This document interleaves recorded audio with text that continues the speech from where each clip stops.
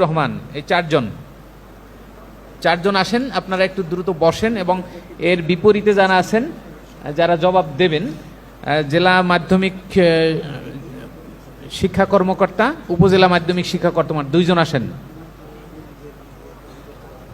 জি, শ্রী কমলচন্দ্র সাধু, আপনি বলেন, আপনার বক্তব্য উপস্থাপন করেন। কই কমলচন্দ্র নাই? তাহলে এরপরে আছেন কে? আবুল কাশেম, আপনি আপনার বক্তব্য উপস্থাপন করেন। আসসালামু আলাইকুম রহমতুল্লাহ স্যার। মাইকটা কাছে নিয়ে, যে আমার মতো এরকম কাছে নিয়ে কথা বলেন। এই দেখেন, আমি দূর থেকে কথা বলে শোনা যায় না, যখন আমি এখান থেকে বলি শোনা যায়। স্যার, মগলাট উচ্চ বিদ্যালয়ের প্রধান শিক্ষকের বিরুদ্ধে অভিযোগ স্যার। স্যার,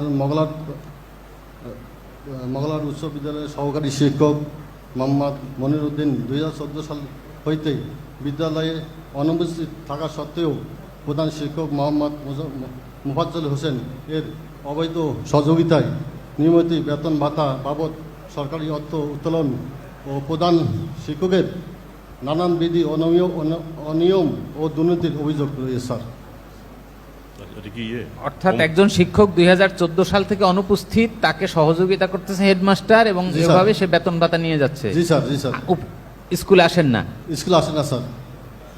এ বিষয়ে আপনার বক্তব্য বলেন। আসসালামু আলাইকুম স্যার, ধন্যবাদ স্যার। প্রধান শিক্ষকের বিরুদ্ধে নানাবিধ অভিযোগ অনিয়ম এবং দুর্নীতির অভিযোগে প্রেক্ষিতে তাকে সাময়িক বরখাস্ত করা হয়। প্রধান শিক্ষককে কত সালে সাময়িক বরখাস্ত করছেন? 24 সালে। 24। 10 বছর লাগলো সাময়িক বরখাস্ত করতে। আমি তো আপনি পরে আসছেন, তাহলে নিঃসন্দেহে বাকি আপনার আগে যারা ছিলেন তাদের সাথে যোগ সাজস করে তিনি তার বেতন ভাতা সব নিয়ে নিয়েছেন। হ্যাঁ, কেউ জানি না স্যার। কেউ জানে না মানে 14 সাল থেকে নাই, কেউ জানে না মানে অন্যের দায় সবাই জানে। আমি 1 বছর হলো স্যার আসার স্যার। আপনারটা আপনি বলেন। আচ্ছা, আপনি বলেন দেখি 14 সাল আপনার জানা মতো সে কোথায়, দেশ ছেড়ে চলে গেছে অন্য কোথাও?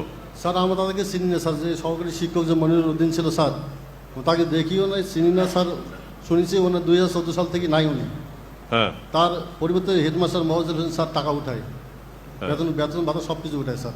একটা হতে পারে তিনি নিজেই নেই, হেডমাস্টার টাকা তুলে নিজে নিয়ে যাচ্ছে, সেটা কি না? স্যার, উনি ছিল, উনি এখন নাই, হেডমাস্টার উঠাইতেছে 2014 সাল থেকে স্যার। তাছাড়া তার বিরুদ্ধে স্যার অনেক অনিয়ম আছে স্যার, অনেক তার বিরুদ্ধে। মোগলহাট উচ্চ বিদ্যালয়ের প্রধান শিক্ষক আছেন কোথায়? আপনি